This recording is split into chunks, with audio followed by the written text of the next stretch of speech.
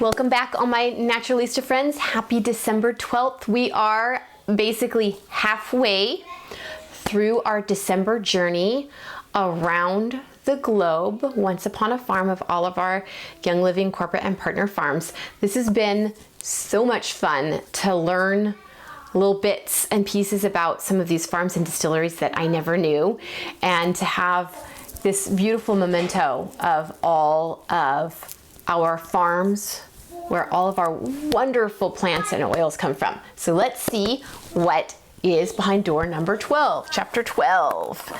This one's tall.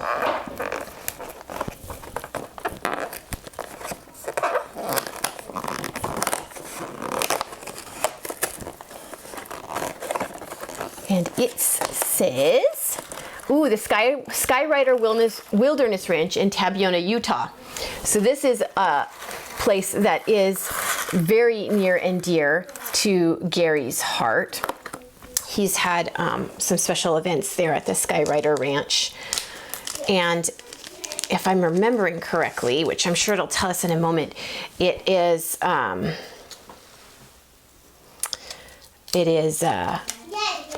preserve now too. It's protected.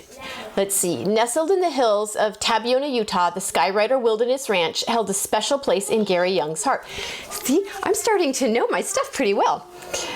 The plants are sustainably pollinated by 8 to 12 bee colonies that call the ranch home, helping to maintain a healthy ecosystem and a thriving source of einkorn.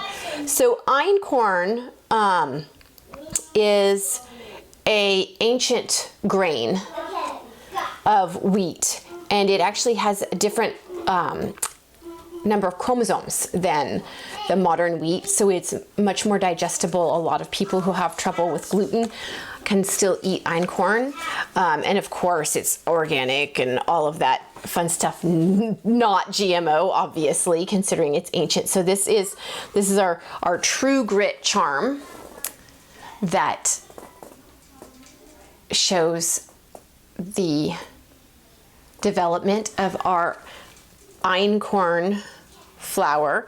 And we also have like the einkorn cereal, which is wonderful, and the granola, which is my personal favorite. I love to eat the einkorn granola with the wolfberries in it on my yogurt that I make. So special, sometimes for breakfast and sometimes as a special treat. So yes, I love me some einkorn, which is grown on the Skyrider Wilderness Ranch in Utah.